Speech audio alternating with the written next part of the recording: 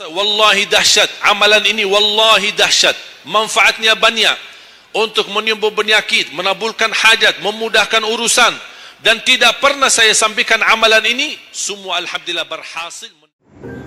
Jumpa lagi di Omin Channel. Terima kasih untuk tekan tombol subscribe, lonceng, dan juga like-nya. Oleh karena itu saya kasih satu amalan, insyaallah mudah-mudahan bermanfaat. Sedekah subuh. Sedekah subuh, kenapa saya berkata sedekah subuh? Bukan berarti tidak boleh sedekah di waktu yang lain. Semua sedekah boleh di setiap waktu dan setiap saat, hari Jumat maupun selain hari Jumat. Tapi sedekah subuh itu termasuk sedekah yang terbaik. Kenapa? Bukan kata saya, tapi kata Rasulullah sallallahu alaihi wasallam. Setiap waktu subuh Allah turunkan malaikat, tugasnya mendoakan orang yang bersedekah subuh hari. Allahumma a'ti munfiqan khalafa. Ya Allah, ganti yang lebih baik bagi orang yang infak di subuh hari. Ibu-ibu lagi halangan tidak salat, sebelum beraktivitas isi sedekah subuh. Anda tidak usah susah-susah mencari anak yatim dan orang miskin di subuh hari.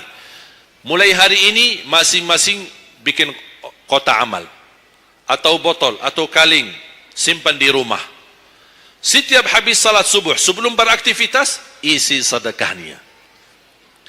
Apalagi kalau sedekah itu disertai doa. Begitu Anda sedekah, sebutkan hajatmu. Ya Allah, dengan berkah sedekah ini, ya Allah, saya ingin nikah. Mudahkan jodoh. Nikah lagi juga boleh doa, tidak apa-apa.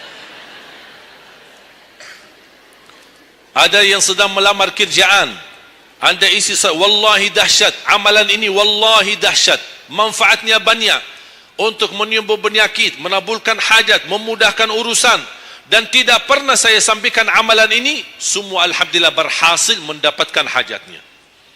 Begitu Anda isi doa, ya Allah, dengan berkah sedekah ini mudahkan lamaran kerjaan saya. Ya Allah, dengan berkah sedekah ini mohon titipkan pahalanya untuk kedua orang tua saya.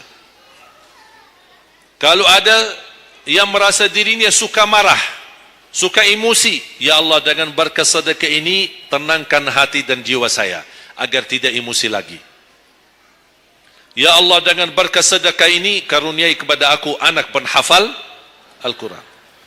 Bu, jamaah sekalian, saya berkeluarga 12 bersaudara, timnas. Dan kami memang sudah disusun satu lusin 12 ini mempersiapkan kalau timnas kita belum mampu membawa juara, insyaallah kami sekeluarga siap mengganti timnas. Alhamdulillah dari saudara saya 12 ini 10 penghafal Al-Quran. Tapi orang tua saya awam, percaya enggak? Orang tua saya bukan ulama, bukan kiai, bukan ustaz. Ayah saya belajar kelas 3 SD. Ibu saya tidak pernah masuk sekolah sama sekali. Sampai usia 40 tahun masih buta huruf, tidak bisa baca Quran. Tapi Allah berikan karunia keturunan penghafal Al-Quran. Berkat apa? Salat mereka dan sedekah mereka termasuk doa. Itu perjuangan mereka. Alhamdulillah sekarang ayah saya, ibu saya penghafal Al-Quran, yang jadi gurunya anaknya sendiri. Sekarang di Indonesia saya bawa 5 adik saya dan ditugaskan menjadi imam tarawih. Saya bawa mereka pindah dari Arab kemari. Ada 5. Yang perempuan sudah dinikahkan sama orang Indonesia, orang Jakarta. Dan saya dorong adik saya yang perempuan untuk menghafalkan suaminya biar jadi penghafal Quran. Yang 4 laki-laki, ada yang 2 bawa istrinya masing-masing dari Arab, yang 2 lagi saya nikahkan di Indonesia sama orang Indonesia. Ada 1 sama orang Sunda, 1 sama orang Lombok. Jangan khawatir Bu, masih ada lagi, masih ada lagi. Bahkan saya dorong adik-adik saya semua wajib nikah 4. Masing-masing 4 istri. Kenapa? Supaya banyak keturunan. Kalau bisa setiap satu istri 12, satu lusin.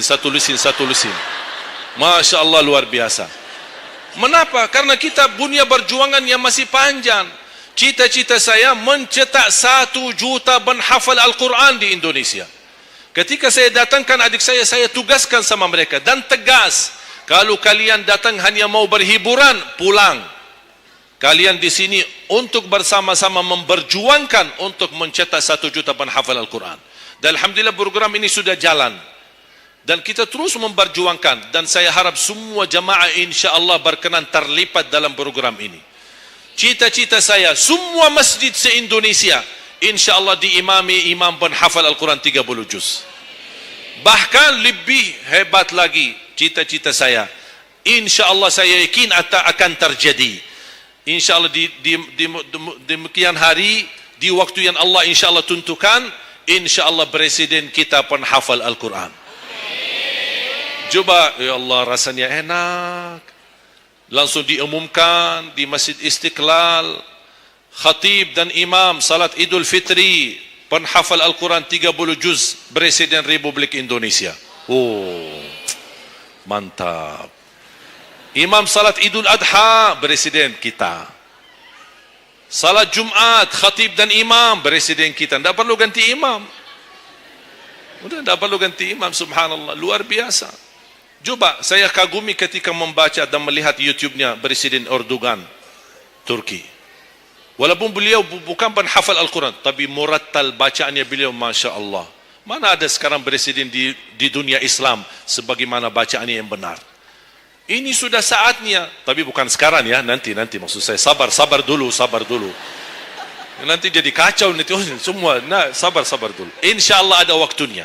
Insyaallah. Mulai dari sekarang kita ayo bersama-sama mempersiapkan untuk kalau Anda gagal menjadi penghafal Al-Quran, jangan gagal anakmu, cucumu, generasi yang ini semua. Kita melihat, saya bangga. Kenapa saya semangat untuk mencetak 1 juta penghafal Al-Quran? Itu berkatnya acara Hafiz Indonesia. Nonton kan acara Hafiz Indonesia? Nangis ya? Alhamdulillah. Habis tisu kan? Tahu enggak salah satu karunia Allah untuk Indonesia? Ada teman saya berusaha punya TV di Arab. Beliau ingin membuka dan membuat acara Hafiz Indonesia versi Arab. Tapi gagal. Kenapa? Karena tidak menemukan jumlah yang banyak penghafal Al-Quran di bawah usia 10 tahun. Hanya Indonesia saja. Malaysia kalah, Indonesia saja. Di bawah 10 tahun. Dan sayang sekali memang Anda yang nonton acara Hafiz Indonesia, Anda nonton acara yang sudah jadi. Tapi Anda belum tahu apa yang kami berjuangkan di belakang layar. Sebelum acara Hafiz Indonesia, 4 bulan bekerja keras.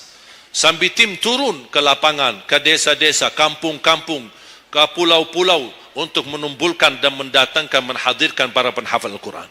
Ketika dibawa di Jakarta, 2 bulan berturut-turut kami didik mereka.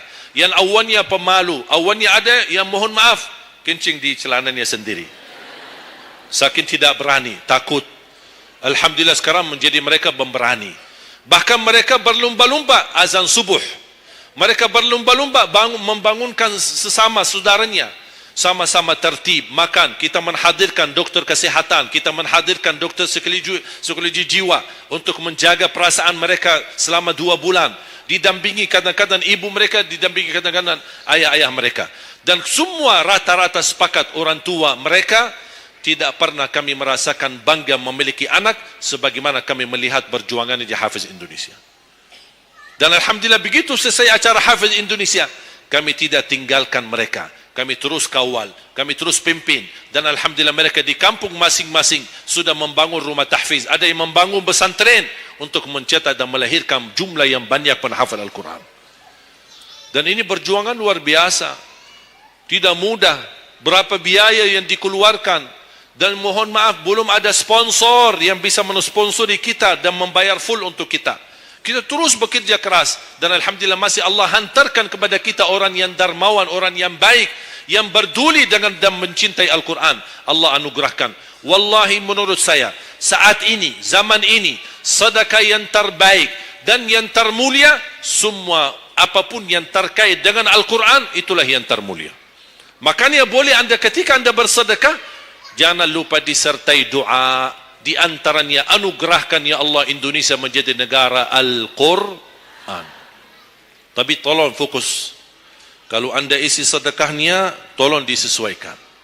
Jangan isi sedekahnya koin, teng, tapi doanya sampai terbit matahari.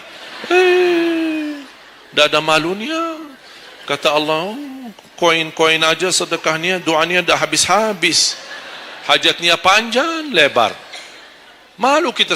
Bukan Allah tidak bisa. Allah maha bisa menabulkan hajat. Tapi kita malu sama Allah. Kok cuma bikin teng, ya Allah, ya Allah, ya Allah, panjang. Fokus. Kalau usulan saya, satu sedekah, satu hajat. Satu sedekah, satu hajat. Dan insyaAllah akan anda melihat manfaatnya. Mudah-mudahan semua yang hadir, insyaAllah menjadi keluarga besar 1 juta penghafal Al-Quran. 1 juta mencetak penghafal Al-Quran. 1 juta keluarga Al-Quran. Yang insyaAllah akan membangun generasi baru. Yang membawa Indonesia menjadi baldatun tayyibatun wa rabbun ghafur. Dan di masa yang akan datang, insyaAllah Indonesia menjadi lebih baik. Amin ya rabbal alamin. Barakallahu fikum. Terima kasih, semoga bermanfaat. Kurang lebihnya mohon maaf. Mungkin ada panitia ingin menyampaikan selanjutnya. Wallahu a'lam. Subhanakallahumma bihamdika asyhadu an la ilaha illa anta astaghfiruka wa atubu ilaik. Wassalamualaikum warahmatullahi wabarakatuh.